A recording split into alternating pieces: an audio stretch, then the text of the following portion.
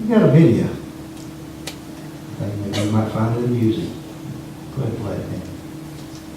Tired of having to wake up, get dressed, and drive across town just to attend your favorite service? Introducing Virtual Reality Church. Start by choosing a church building that meets your needs. Tired of the stress of having to choose a Sunday morning outfit? Never make a fashion mistake again, because Virtual Reality Church will style you based on your denomination. Not a people person?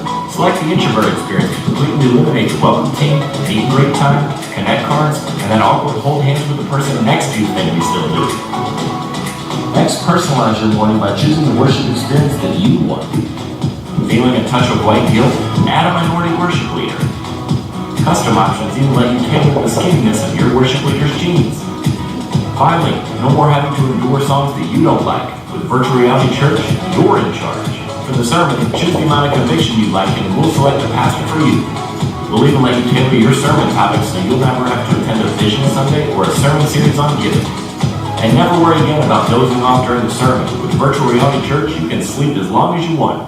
Kids being bad in nursery? Who cares? Worried about missing a football game? Enter your favorite team and we'll provide notifications when the game is starting. Never miss a kickoff again. Want to go forward for prayer? Well, if you selected a Pentecostal service, always stand in front of the mattress. Even connect your social media accounts and we'll post for you. Get credit for being super spiritual, all from the comfort of your couch.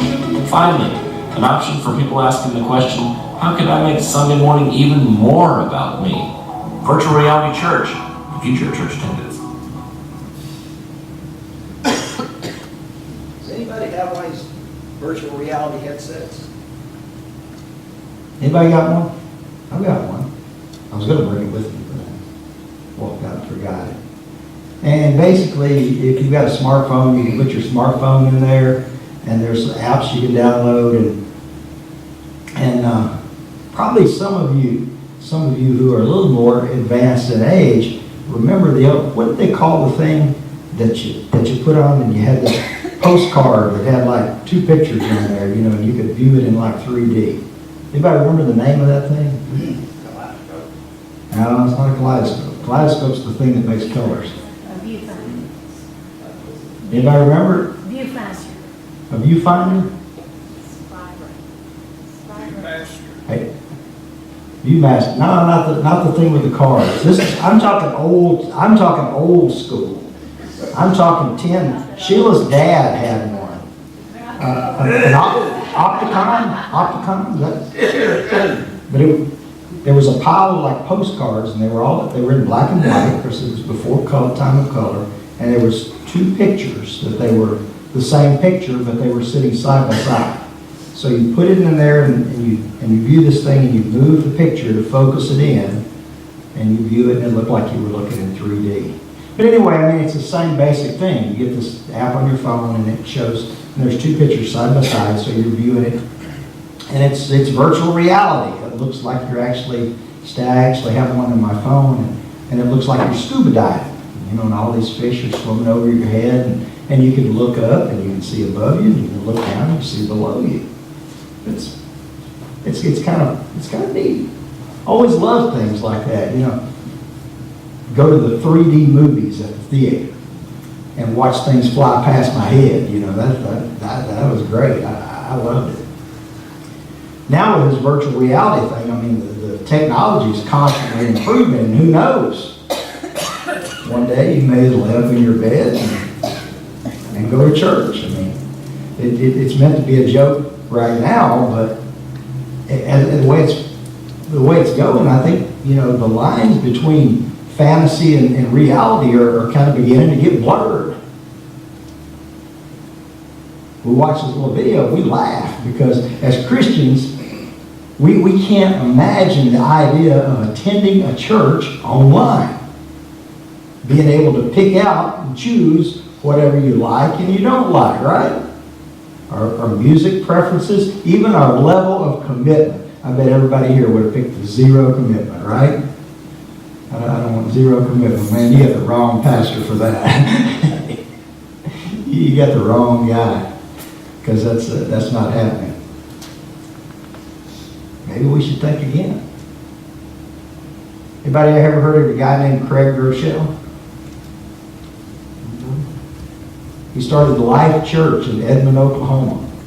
And he started the church in a 2-car garage with some borrowed sound equipment and video equipment in 1996. Today they have 27 locations in 8 different states. But if you choose, you don't have to attend any of it. You can attend completely online. Online, you can chat with friends from the church. You can volunteer for a prayer team or watch a live sermon. And let's face it, even if you just volunteered for a prayer team, that's more commitment than a lot of people are willing to make. They boast 70,000 in attendance, which makes them the largest church in America. Now, I'm not here this morning to condemn this church or any church for that matter. The fact is, if a person attends a Christian church at all, even one whose theology may be, I may not agree with, it may be questionable. Maybe that's better than not attending anything. What does this say about our society and where the church is headed because of it? I want to read a parable of Jesus to you this morning. It comes from Luke chapter 14. And see if you find anything in here that might be applicable to us today. Luke 14, starting in verse 16.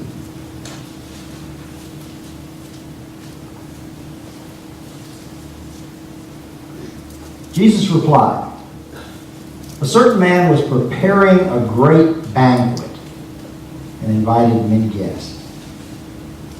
At the time of the banquet, he sent his servant to tell those who had been invited, 'Come, for everything is now ready.' But they all alike began to make excuses." You've heard that before. The first said, "I have just bought a field, and I must go and see it. Please excuse me." Another said, "I have just bought 5 yoke of oxen, and I'm on my way to try them out. Please excuse me." Still another said, "I just got married, so I can't come." You notice how the guy that just got married, he didn't even have to ask for an excuse. The servant came back and reported this to his master. Then the owner of the house became angry and ordered his servant, "Go out quickly into the streets and the alleys of the town and bring in the poor, the crippled, the blind, and the lame." "Sir," the servant said, "what you ordered has been done, but there is still room." Then the master told his servant, "Go out to the roads and the country lanes and compel them to come in, so that my house will be full.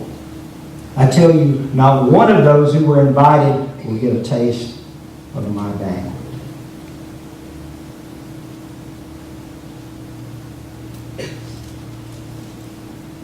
What is the reality of the church? What is the reality from this parable of Jesus? Go to the first slide there. Well, the first thing we get is excuses. Excuses, excuses. Everybody has an excuse. And Psalm 119:50 says, "My comfort in my suffering is this, your promise preserves my life." Most of us here this morning have made some kind of a promise to God. I did. Anybody in here ever made a promise to God? It's kind of like when you invite Jesus into your heart, when you accept salvation through Him, you kind of make a promise. I'm going to live my life for you. That's your promise. Some of us have made bigger promises than that and asked for more things. Most all of us have experienced suffering, just like this psalmist did. And we know that God preserves our life. You go to most any of these people that have been in here for years and years, and they will tell you, I don't know what I would have done through this time or that time if God had not been in my life. But you know what? We have short memories. We were just like Chick this morning when he forgot what he was going to say. And he was trying to think about what he was going to say. We're all like that. We all forget so quick. And you know what happens when we forget? When we forget about that promise we made, and we don't want to hold up our end of the bargain anymore. You know, as a pastor, I have probably heard every excuse known to man. I've heard about the sniffles, and I've heard about the flat tires, and I've heard about my best dress was wrinkled this morning and I didn't have time to iron it. I've heard about the water went off and I couldn't take a shower. Everything that you can think of, I've heard of. But my favorite excuse is always the one that starts with, you're not going to believe this, but I've heard it before. But in the virtual reality church, you don't even have to have an excuse. You don't have to tell anybody. We wake up and we're not feeling it this morning. So we just put on our little headset and we watch the whole thing from the comfort of our bed. And by the way, since it's the virtual church, we don't even have to really be present, do we? See, I worked for a long time for dealerships, and I won't say which one because there may be illegal things to go on there, but they were really big on taking these online classes. And there was always online classes. Every new model, every new engine, every new transmission had an online class. And you take this class and then you would answer these questions. Well, you know, I worked for them a long time, and I knew most of the questions before they were even asked. But the thing is, in the class, a lot of times they would make you sit through the class and listen to all the information before you got to take the test. So guess what I figured out? I figured out I could pull up the computer and I could start the class, and then I could go do somebody's tune-up while the class was running, and I could come back at the end and answer all the questions. If we did that in virtual church, it'd be kind of like getting one over on God, right? We could just start the church thing and throw the headset over there and let it run and watch the ball game. And then guess what? They even post on social media how good the sermon was.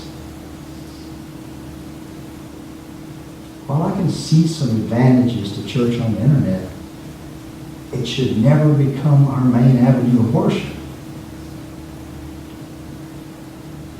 I meet and I greet good people here every Sunday morning. I meet people that I know that it was an effort for them to get out of bed and get dressed and come to church. And that inspires me.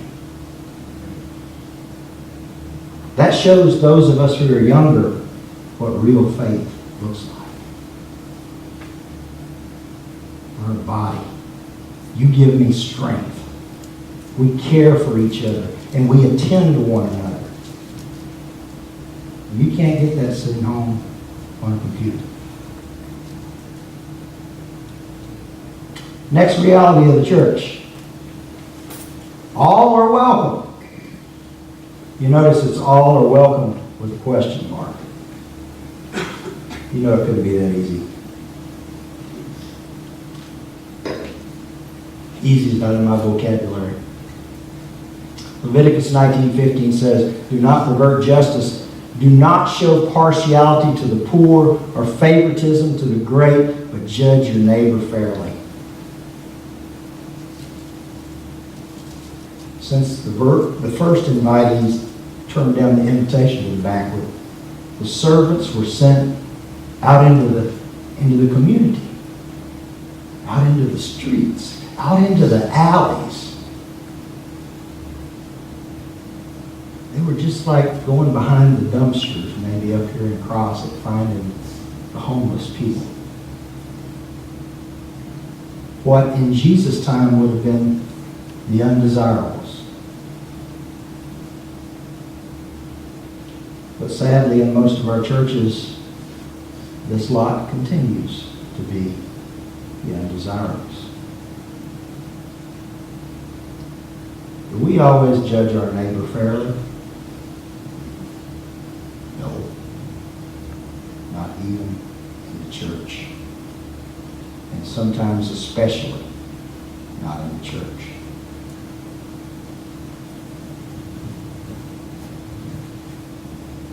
If you live in a community like this, do you want to know what church in town has the greatest chance of growing? And we're not calling any denominational names, so.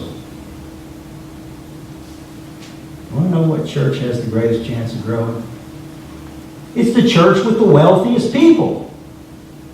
The people with the most money. And why? Because just like anything else, the church needs money to operate. There are bills to pay, there are planes to catch. Sounds like a line from a song. Things that have to be maintained.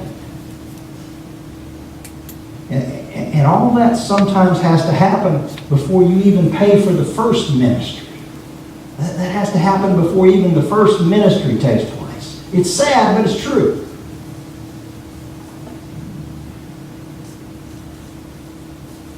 But you want to know what church that I think will have the biggest percentage of people in heaven?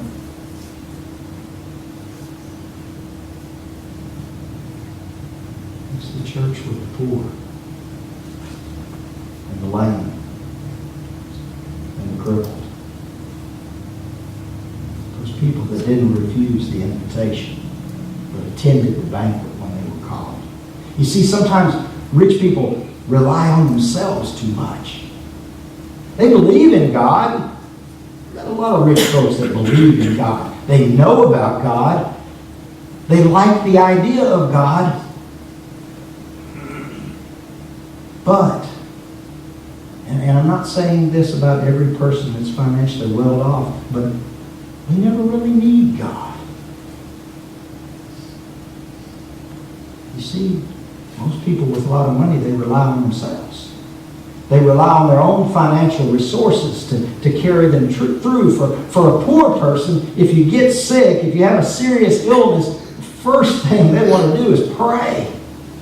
The first thing that comes into your head is, let's pray. Let's get out of the church together and pray. If I've got a lot of money, you know what the first thing is coming to my mind? Let's get a second opinion. Let's go to another doctor and find out if maybe they have a cure that this doctor doesn't know about. And then they pray later. But in the church of virtual reality, everybody can be perfect. We never have to deal with wheelchairs. We wouldn't worry about having a bathroom that was handicapped accessible because there'd be no handicapped people. There's never going to be a money problem in the virtual church because we don't need money. We're not even asking for money. If you remember, you can block that out in your sermons, the dreaded sermon on tithing. Yeah, I'm not going to tell you what's coming either.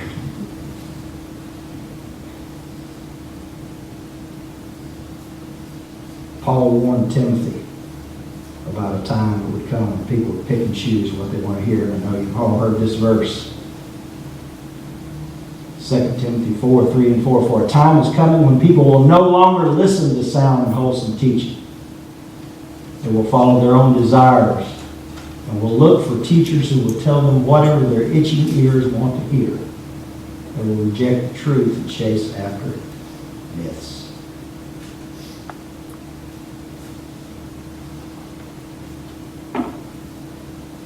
Is there any question that this has already come to pass? If there is, we need to have a long talk. And the last reality of the church. Church is going to survive. I don't know what kind of form it's going to be in. I don't know what it's going to look like in the future. But the church will survive. Matthew 16:18, Jesus said to Peter, "Now I say to you that you are Peter," which means rock, "and upon this rock I will build my church. And all the powers of hell will not conquer it." In our scripture, in the parable, Jesus tells the master tells the servant to go out into the country. He said, go out of the town, get out everywhere, and compel people to come in so that my house will be full. Jesus said, I will build my house. The powers of hell will not overcome it. They will not conquer it.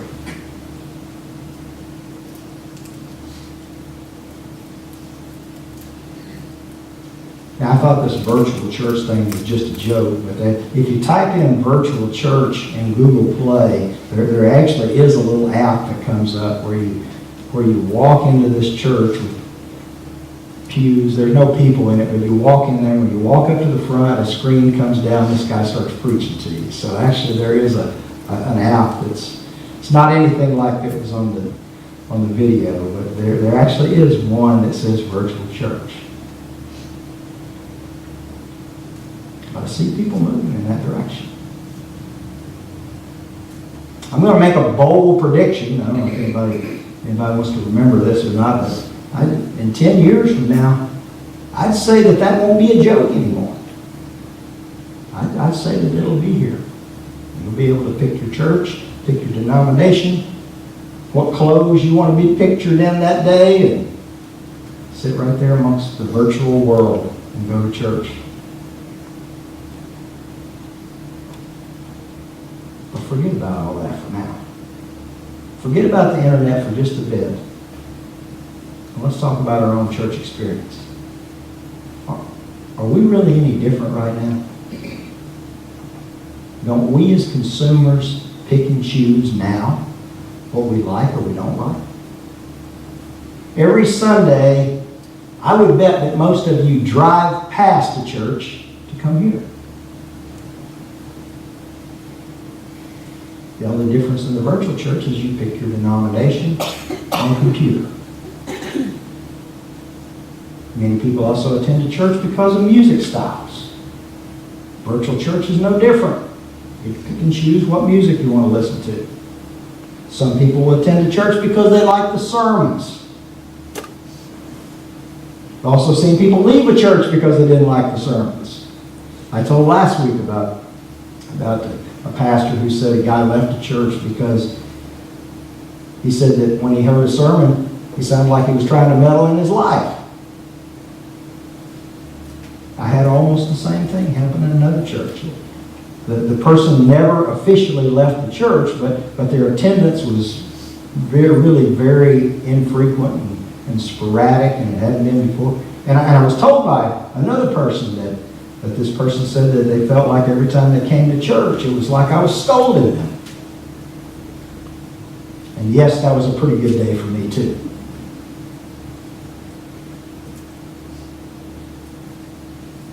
But in the virtual church, you choose your level of commitment. However you feel that day. And avoid the dreaded sermon on tithing. So you see, while we laugh, we're not that much different from the guy lying in his bed and picking and choosing what we like and we don't like. So what's our future? What's our reality in the church? The reality is we need your physical presence. Thank you. Thank you. Thank you. Thank you for being here today. I believe it's a necessary element of our faith. Where's the faith or the commitment of the person that can't even get out of their pajamas on Sunday morning? But does that mean we should completely ignore the possibilities that exist because of the internet and modern technology? No, not at all. I don't think so. I'm afraid if we do ignore it, then we're probably going to be left behind at some point. I can see a lot of good things that can come from this. First, there are people that are homebound out there. They can't get out of their pajamas. They can't get out of their bed. And they can be in our service every Sunday morning. Our own members here sometimes travel. They go on vacations in this church. Some people who have formerly attended here, they may move away to another city, another state, could keep up with what's going on in the church and still feel like part of the family. And although I don't recommend it, there will be those people that might attend our service only on the internet. And I think if that's what they want to do, then we should take it. You see, a little Jesus, maybe it's better than none. If I can hear a little gospel, maybe someday God will prick my heart and inspire me to come and be a part of a physical location. If we can get our message out